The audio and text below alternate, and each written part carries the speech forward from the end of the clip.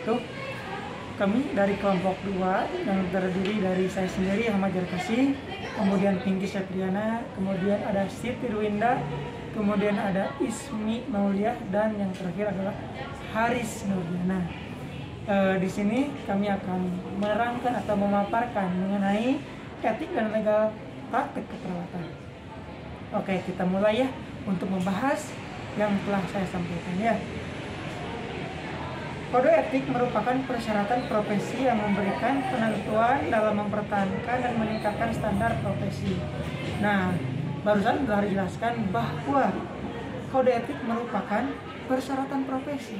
Nah, jadi kalau kita ingin punya cita-cita menjadi profesi keperawatan, ada yang disebut dengan kode etik. Nah, kode etik ini yang menjadi persyaratan profesi. Dan tujuannya itu untuk mempertahankan dan meningkatkan standar profesi. Kemudian ada dalam keperawatan kode etik tersebut bertujuan sebagai penghubung antara perawat dengan tenaga medis, klien dan tenaga kesehatan lainnya sehingga tercipta kolaborasi yang maksimal. Nah, dalam keperawatan kode etik tersebut itu bertujuannya itu yang pertama sebagai penghubung antara perawat dengan tenaga medis, klien dan tenaga kesehatan lainnya, dan bisa disebut dengan kata istilah kolaborasi. Nah, seperti itu ya. Oke, kita lanjut. Di sini ada kita lanjut. Saya akan menerangkan mengenai Undang-Undang Nomor 38 Tahun 2014 tentang keperawatan. Pasal 2 praktek keperawatan berajaskan pri kemanusiaan. Yang pertama, berajaskan pri kemanusiaan. Yang kedua, nilai ilmiah. Yang ketiga, etika dan profesionalitas. Oke, profesionalitas itu yang ketiga. Yang pertama apa? Pri kemanusiaan. Yang kedua ada nilai ilmiah. Yang ketiga, etika dan profesionalitas.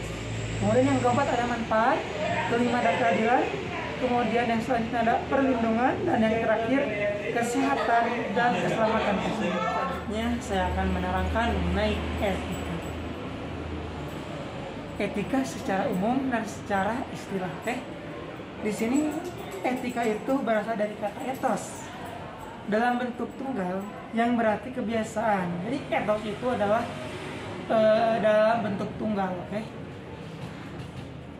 Etika berasal dari kata etos yang berarti kebiasaan, adat istiadat, akhlak, watak, perasaan, sikap, dan cara berpikir. Dalam bentuk jamak, etika dalam bentuk jamak ialah taeta. Jadi taeta itu berarti ada kebiasaan. Kemudian jadi etika. Nah, etika ini dapat diartikan sebagai ilmu tentang apa yang biasa dilakukan atau ilmu tentang adat kebiasaan. Etika menurut Porter and Perry tahun 1997. Di sini etika berhubungan dengan bagaimana seseorang harus bertindak dan bagaimana mereka melakukan hubungan dengan orang lain. Itu menurut Porter dan Perry pada tahun 1997. Kemudian ada Undang-Undang No. 38 tahun 2014 tentang keperawatan pasal 37. Di situ berbunyi memberikan pelayanan keperawatan sesuai dengan kode etik, standar pelayanan keperawatan, standar profesi, standar prosedur operasional, dan ketentuan peraturan perundang-undangan. Mungkin pemaparan selanjutnya akan dilanjutkan oleh rekan saya. Dicukupkan dari saya.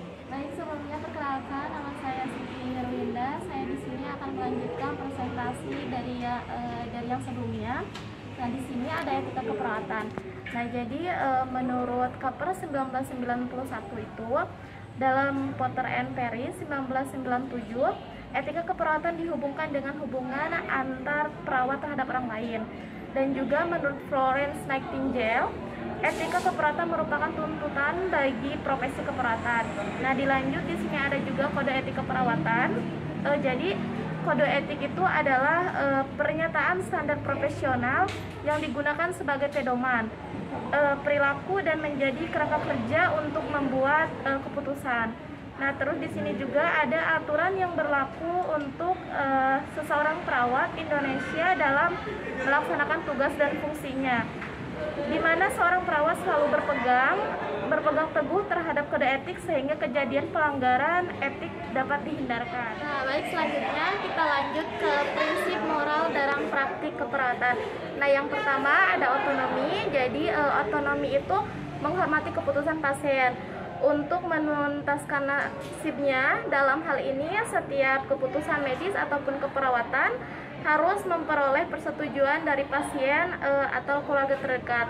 Dan yang kedua ada beneficiensi, yaitu kemurahan hati, baik kepada pasien. Terus setiap tindakan medis dan keperawatan harus ditujukan untuk kebaikan pasien, berarti melakukan yang baik, yaitu mengimplementasikan tindakan yang menguntungkan pasien dan keluarganya.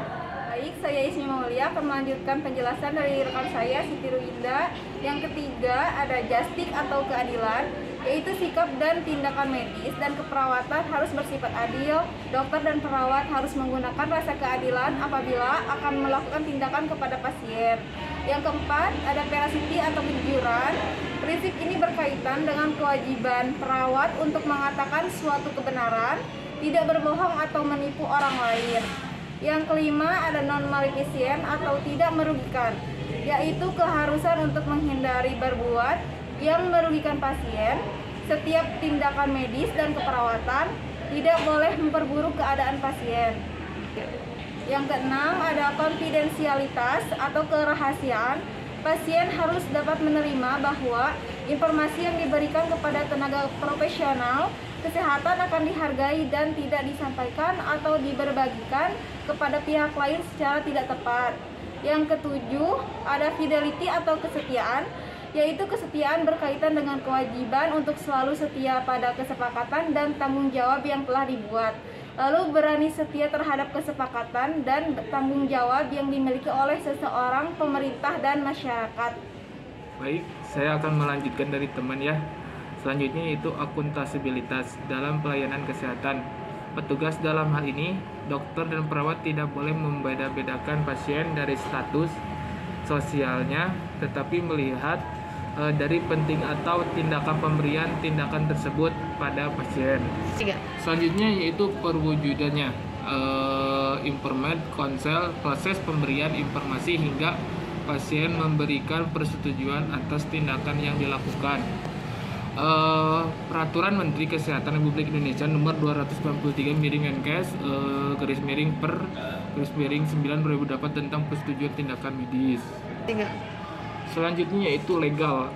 Ada beberapa legal, yaitu definisi legal atau syah adalah tindakan yang tidak bertentangan dengan aturan atau undang-undang yang berlaku. Yang selanjutnya itu legal hukum, makna lebih luas. Apapun dapat berdampak hukum, bersinggungan dengan berbagai pihak di lingkungan rumah sakit, mulai dari pimpinan sampai bawahan. Selanjutnya itu lingkup, memberikan pelayanan mulai dari pasien datang sampai pasien pulang. Selanjutnya itu aspek legal dalam praktek keperawatan. 1. Untuk dapat melakukan tugas dengan tindakan dengan aman. Selanjutnya yaitu asuhan keperawatan yang legal diartikan sebagai praktek keperawatan yang bermutu dan taat dan aturan hukum serta perundang-undangan yang berlaku. Selanjutnya itu masalah legal dan praktek keperawatan. Salah satunya itu aspek legal keperawatan pada kewenangan.